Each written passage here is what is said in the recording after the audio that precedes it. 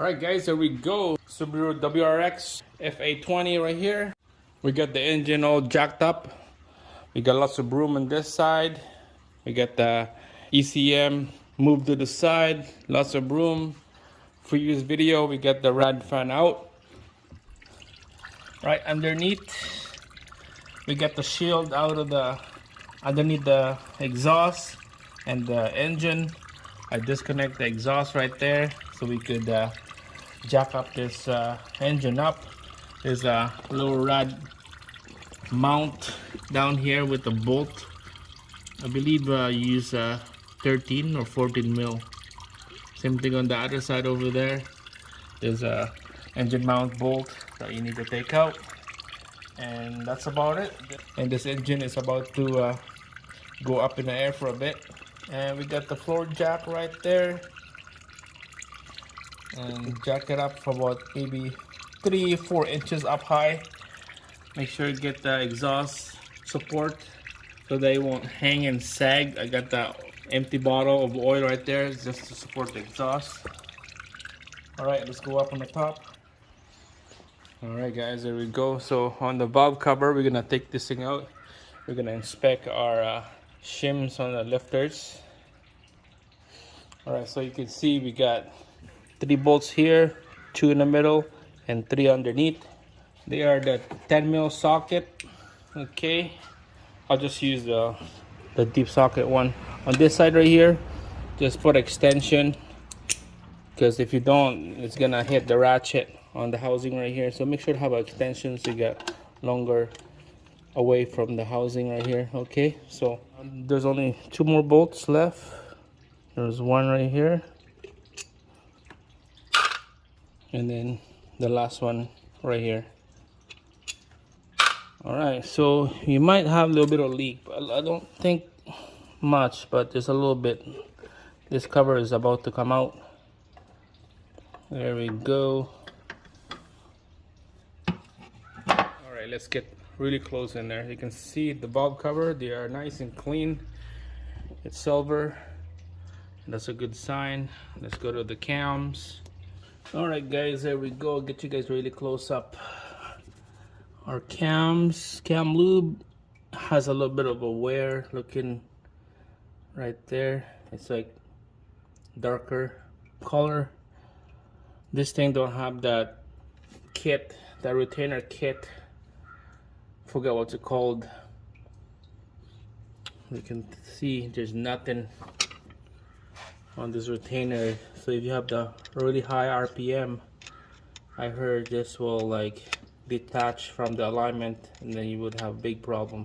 But this is just like a stock engine. There's no big power going on with this. So we're gonna be measuring this lash, the valve lash, the bottom of the cam loops all the way to the rockers. This side is not bad, I guess, by the look of it, but let's find out on the other side. Alright guys, check this out. Look at how bad this is. So if I move the rocker, there's a lot of movement, a lot of play, a lot of noise. Same thing on that side. This one is okay. The cam loop is facing up. This one is still a little bit of movement. Yeah, with the high RPM, this is gonna be rattling. So this is the intake. I'm not sure what the spec on the intake. I believe 8 or something like that. 8 tau. Alright, so I got a 9 tau right here. Somehow I can't find my 8 tau, 1,000 of an inch filler gauge. Come on. There you go, 9,000 of an inch. So start from here. Yeah, it will go in. This will go in snug, nice and snug. This one is worse. Look at that. It's freely super loose on this side. This is snug. This is the one we can go in there. So okay, let's try 7 tau right here, 7,000 of an inch. So this should go in. Yeah, nice and snug. This is probably super loose now, and this is for sure wide open loose on that one. That's the intake. Let's quickly do the exhaust. Alright, on the exhaust side, make sure the cam loops is facing up. This is a little bit in the corner, but it's fine. Let's do the 11 thousand of an inch on the exhaust right there. You can see 11. So nice and snug. I'm not sure the Storks. I'm not sure what's the spec on this, but I'll post it down on the video, the spec, and you can see that when you wiggle, they are making that sound. They're super loose. I don't know if that's normal. Look at. So the history of these engine on the first video that I got on this is the owner took it apart, the head, both side, and took it to the shop for the shop to do the head and polish the ports, intake and exhaust, and install the cams with the shims. So they the one that did all the work, the adjustment here, and yeah, so somehow that is not properly adjust.